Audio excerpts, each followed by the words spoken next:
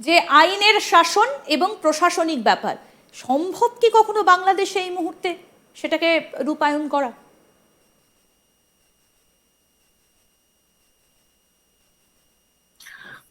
আইনের শাসন ও ও শাসন ও নিরাপত্তা নিশ্চিত করতে গেলে প্রথমেই যা করতে হবে, আমি যা বলবো, যে এই যে ধর্মীয় সংখ্যালঘুদের উপর হামলা বা নিপীড়ন হয়, এগুলা যাতে দ্রুত তদন্ত করে দোষীদের কঠোর শাস্তি নিশ্চিত করা হয়।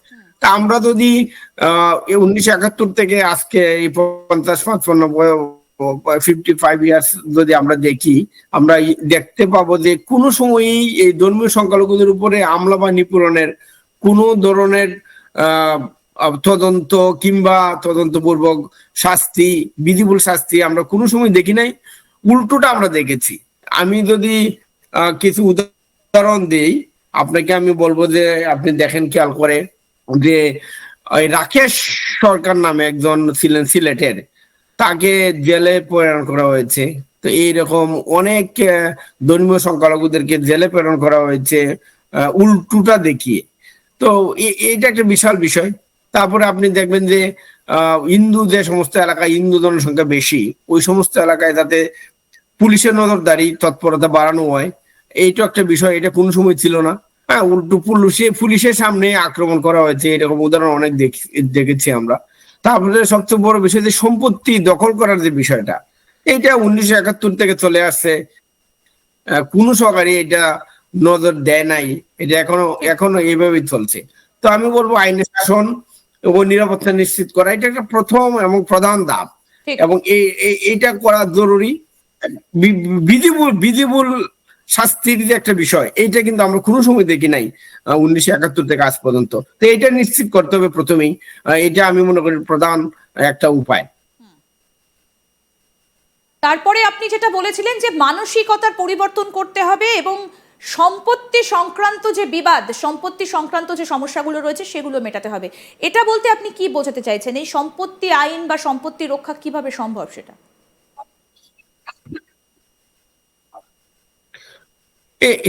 এইটা আপনি দেখেন, প্রথমেই এই যে বাংলাদেশের ধর্মীয় সংখ্যালঘু যারা আছে, তাদের কিন্তু মেন্টালি একটা বিশাল প্রেসার।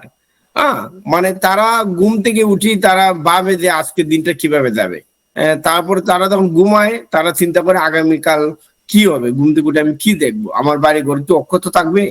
এই যে মানসিক চাপ, স্পেশালি এই মুহূর্তে চাপটা একটু বেশি, কারণ যেহেতু ইন্ডিয়ান বর্ডারটা বন্ধ। আগে কিন্তু ধর্মীয় সংখ্যালঘু যারা ছিল তারা প্রথমে কিছু ভাবতো যে বেশি ঝামেলা করে লাভ নাই, ইন্ডিয়া চলে যাই। এখন তো তারা জানে যে তাদের যাওয়ার জায়গা নেই। তো এই যে মানসিক যে একটা শান্তি দেওয়া, এটা আসলে একনোলজের মাধ্যমে হতে পারে। মানে যে সরকারি ক্ষমতায় থাকুক না কেন, তারা যদি একনোলজ করে যে হিন্দুদের উপরে বা ধর্মীয় সংখ্যালঘুদের উপরে নির্যাতন হচ্ছে, তাহলে কিন্তু তারা বুঝবে যে না, অ্যাডমিনিস্ট্রেশন তো এই বিষয়ে সচেতন। তাদের উপর যে হামলা হচ্ছে, এখন তো এইটাই টেকনোলজি হচ্ছে না, তাহলে তারা তো মানসিকভাবে একটা পীড়ার মধ্যে থাকে। তো আমি মনে করি এটা একটা বিশেষ বিষয়। অবশ্যই সবাইকে, বিশেষ করে অ্যাডমিনিস্ট্রেশনের সব লেভেলের সবাইকে সচেতন হতে হবে, এবং এটা অ্যাকনোলেজ করতে হবে যে বাংলাদেশে ধর্মীয় সংখ্যালঘু নির্যাতন হচ্ছে। তখনই শুধুমাত্র ধর্মীয় সংখ্যালঘু সম্প্রদায়ের লোকজন মানসিকভাবে একটা শান্তিতে থাকবে যে না, এটলিস্ট আমাদের উপর হামলা হচ্ছে, এটা তো অ্যাকনোলেজ হচ্ছে। এখন তো এইটাই হচ্ছে না। তো আমি মনে করি এই অ্যাকনোলেজের মাধ্যমে মানসিক শান্তি বিষয়টা নিশ্চিত করা যেতে পারে। আচ্ছা, আর যে পয়েন্টগুলো আপনি বলছিলেন যে আমরা মোটামুটি 3টে পয়েন্ট আলোচনা করলাম, এর পরের পয়েন্টগুলো আপনি যেগুলো বলছিলেন সেগুলোও যদি একটু বিস্তারিত আলোচনা করেন।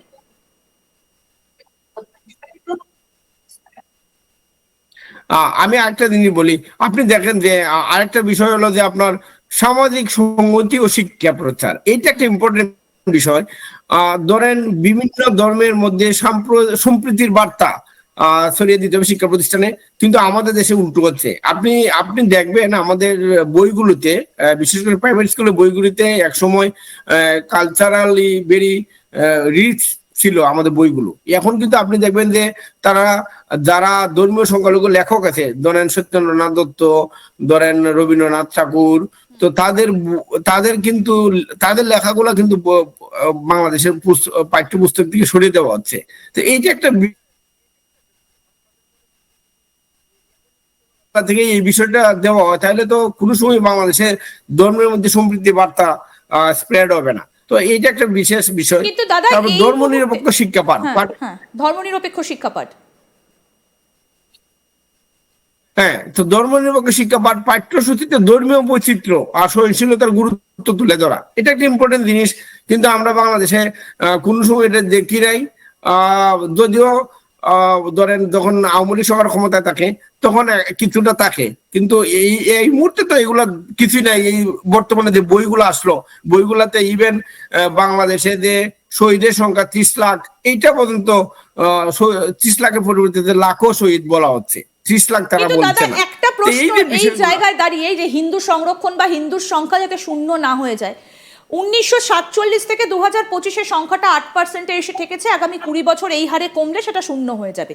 কিন্তু 1947 পর থেকে তো আওয়ামী লীগের সময় কালো ছিল, সেই সময়ও দেখা যাচ্ছে উত্তরোত্তর হিন্দুর সংখ্যা বাড়ছে। সেটা শুধু আজকে মোহাম্মদ ইউনূস তিনি তত্ত্বাবধায়ক সরকারে আছেন বলে হিন্দুদের ওপর আক্রমণ করা হচ্ছে সেটা নয়। পরিসংখ্যান কিন্তু বলছে বাংলাদেশে হিন্দু সবসময় একটা সফট টার্গেট।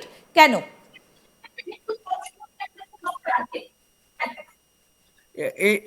অবশ্যই প্রথম কথাই হলো যে আপনি দেখেন, আমি যদি কারণগুলো উল্লেখ করি, বাংলাদেশ দুইবার দেশ ভাগ হলো, 47-এ একবার, 71-এ একবার। তো দুইবারই কিন্তু এই যে দুই দুই যুদ্ধেই কিন্তু আমাদের লোকজন অভিবাসন করেছে আপনার ভারতে। তো আবার এদের দুইবারই কিন্তু সাম্প্রদায়িক সহিংসতা খুব বেশি পরিমাণে ছিল। 71 সালে আপনি দেখেন যে হিন্দুদেরকে কিন্তু টার্গেট করে করে হিন্দু গ্রাম জ্বালিয়ে দেওয়া হয়েছে। যখন রাজাকাররা যখন দেখেছে কোন গ্রামে হিন্দু আছে, তারা ওই গ্রাম জ্বালিয়ে দিয়েছে। তারপরে বিশেষ করে আপনি সম্পত্তি দখলের যে একটা প্রক্রিয়া, হিন্দু মন্দির, শ্মশান, আখড়া, এগুলা কিন্তু দখল হচ্ছে, এবং এইটা কিন্তু সব সরকারের আমলে হচ্ছে। কোন সরকারই কিন্তু এই বিষয়টা সঠিকভাবে দেখে নাই। এই কারণেই কিন্তু আপনার আওয়ামী লীগ আমলে কিন্তু এই বৈষম্যটা ছিল। এটা এমন না যে আওয়ামী লীগ আমলে ছিল না, কিন্তু ওই যে ভিজিবল শাস্তির ব্যবস্থা কোন সরকারই করতে পারে নাই। এই কারণেই কিন্তু এটা কন্টিনিউয়াস ছিল। হয়তো এখন এটা খুব বেশি পরিমাণ হচ্ছে। 2001-এ যখন জামাত বিএনপি সরকার আসছিল তখন একটা হয়েছে। আপনি খেয়াল করে দেখবেন 71-এর পরে বেশ কয়েকটা স্টেপে স্টেপে কিন্তু হিন্দু জনসংখ্যা ভারতে অভিবাসিত হয়েছে, কেউ ধর্মান্তরিত হয়েছে। বিশেষ করে এটা শুরু হয়েছে কিন্তু 1975-এ, যখন বঙ্গবন্ধু শেখ মুজিবুর রহমান খুন হন, তখন কিন্তু বিশাল পরিমাণ একটা জনসংখ্যা ভারতে অভিবাসিত হয়েছে। তারপরে আপনি এইভাবে আবার আবার ধরেন 91-এ কিছু মানুষ যখন বিএনপি ক্ষমতায় আসে তখনও কিছু মানুষ অভিবাসিত হয়েছে। 2001 সালে যখন জামাত বিএনপি আসে তখনও হয়েছে। প্রতিটা স্টেপে স্টেপে, মানে যখনই সরকার পরিবর্তন হয়, এই আওয়ামী লীগ থেকে অন্য সরকারে আসে, তখন একটা চেঞ্জ ওভারের সময় কিন্তু এই অভিবাসনটা বেশি হয়।